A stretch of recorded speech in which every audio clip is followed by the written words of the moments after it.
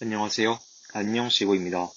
저희는 지속 가능한 개발 SDGs 중 3번 모든 사람에게 건강과 복지를, 5번 젠더 평등을 실현하자, 16번 평화 공정을 모든 사람에게 이 세 가지를 통해서 발표를 진행하려고 합니다. 그리고 저희는 LGBTQ+와 성교육에 대해서 설명을 해드리고자 합니다. 먼저 목차를 보시면 성이란 무엇일까? 지금부터 나는 어떻게 변화하는 걸까? LGBTQ+란 무엇인지 자세히 알아보자. LGBTQ+ 문제는 무엇이 있을까? LGBTQ+ 문제 해결책에는 무엇이 있을까? 순서로 설명을 해드리고자 합니다. 첫 번째로 성이란 무엇일까에 대해서 알려드리고자 합니다. 성별, 성장이 있는데요. 성별에서는 다른 사람을 아는 것, 말 그대로 남성과 여성이 서로에 대해서 이해를 하는 것이 가장 중요하다고 생각이 들었습니다. 그리고 성장에서는 자신을 아는 것, 즉 본인을 아는 것이 가장 중요하다고 생각이 들었습니다. 다음으로 이러한 성을 구체적으로 배우기 위해서 다수의 나라가 성교육을 진행하고 있습니다. 먼저 우리나라와 일본과 같이 책을 통하여 공부를 하는 것이 아닌 몸소 본인이 경험을 함으로써 그러한 경험을 토대로 성교육을 진행하고 있는 나라가 있는데요. 먼저 예를 들어서 장난감을 통해서 성교육을 하고 있는 나라도 있습니다. 예를 들어서 본인이 장난감을 갖고 놀다가 다른 사람이 그 장난감을 빼앗게 되면 본인은 느끼는 감정이 마음이 슬퍼지고 짜증이 날 것이라고 생각이 드는데요. 이럴 때 해결책으로선 자신의 기분을 상대방에게 확실히 전달하거나 어른과 상담하기 등이 있습니다. 장난감을 빼앗겨 느꼈던 그 감정을 본인의 몸에도 적용시켜 보았을 때 상대방이 나를 만져 싫다고 느꼈을 때 조용히 참거나 상대에게 폭력을 행사하는 것은 좋지 않다고 할 수 있습니다. 반면 자신의 기분을 상대에게 전달하거나 어른에게 이야기함으로써 성추행이나 성폭력 등을 예방할 수 있는 방법이라고 생각합니다. 또한 모든 사람들은 커가면서 사춘기를 겪게 됩니다. 그럼으로써 남성과 여성은 몸의 변화가 점점 달라지기 시작하고 남성은 대표적으로 몸이 다부지게 변화하기 시작합니다. 또한 수염이 생기기 시작하며 목소리가 낮아지고 어깨가 넓어집니다. 그 밖에도 여러 가지 변화들이 있습니다. 반면 여자는 몸에 지방이 생기기 쉬워지고 유방이 커지기 시작하며 골격이 커지고 몸이 둥글게 됩니다. 또한 이 밖에도 여러 가지의 변화들이 있습니다. 이러한 변화들이 즉 아이에서 어른으로의 준비가 아닐까라고 생각이 듭니다.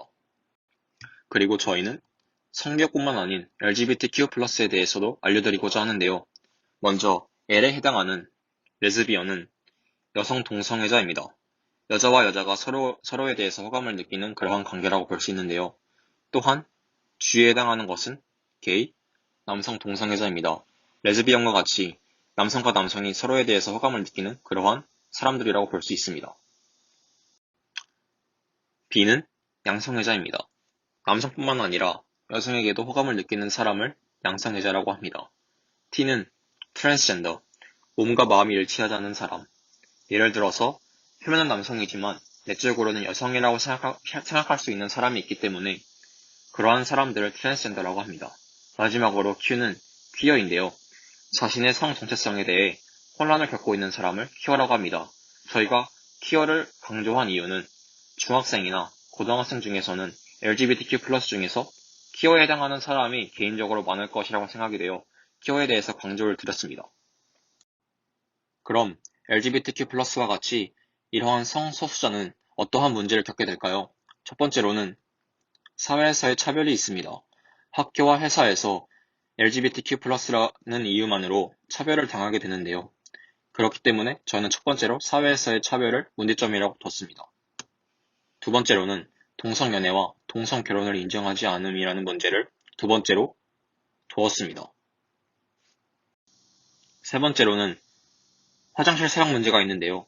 예를 들어서 트랜스젠더 같은 경우에는 내적으로는 남성과 여성이지만 내적으로는 그 반대의 성별을 생각할 수 있는 사람이 있기 때문에 그러한 사람들의 입장을 생각해보면 정말 이러한 화장실 사용 문제는 정말 큰 문제라고 할 수 있기 때문에 세 번째 문제라고 하였고, 마지막으로는 성병이 있는데 예를 들어서 에이즈 같은 성병이 있습니다. 이러한 에이즈 성병 같은 경우에는 LGBTQ+뿐만이 아닌 여러 일반인들도 겪을 수 있는 문제라고 생각하기 때문에 LGBTQ+의 문제뿐만 아닌 일반인에게도 겪을 수 있는 이러한 문제라고 생각이 되어 성병을 네 번째로 두었습니다. 그럼 이런 문제를 어떻게 해결해 나가면 좋을까요? 첫 번째로는 사회에서의 차별을 없애기 위해선 먼저 성에 대해서 구체적으로 배울 필요가 있다고 생각이 듭니다.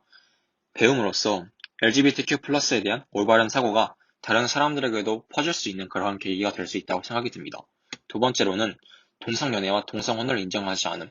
이런 경우에는 법을 개정하는 것이 가장 좋은 방법이라고 할 수 있겠지만, 그러기 위해선 시간이 굉장히 많이 소모가 되고, 그렇기 때문에 지금 가장 할 수 있는 최선책은 학교나 회사에 상담할 수 있는 장소를 만드는 것이 가장 좋은 방법이라고 생각하였습니다. 세 번째로는 화장실에 문제가 있습니다. 화장실 같은 경우에는 All Genders Restroom이라고 하여 어떠한 성별이어도 모두가 사용할 수 있는 화장실이 있습니다. 현재 뉴욕에서도 실시 중이고, 이러한 정책을 실시함으로써 LGBTQ+와 같은 성소수자들도 꺼리낌 없이 화장실을 사용할 수 있는 날이 왔으면 좋겠습니다. 네 번째로는 성병이 있는데요. 성병을 예방하기 위해서는 콘돔 등에 대해서 사용 방법을 구체적으로 알릴 필요가 있다고 생각이 들었습니다. 이 콘돔 사용법에 대해서는 선진국뿐만 아닌 개발도상국에서도 콘돔에 대해서 사용을 할 수 있는 방법을 모르는 사람들이 대다수이기 때문에, 그렇기 때문에 올바르게 성에 대해서 배우는 것이 가장 중요하다고 생각이 들었습니다. 들어주셔서 감사합니다.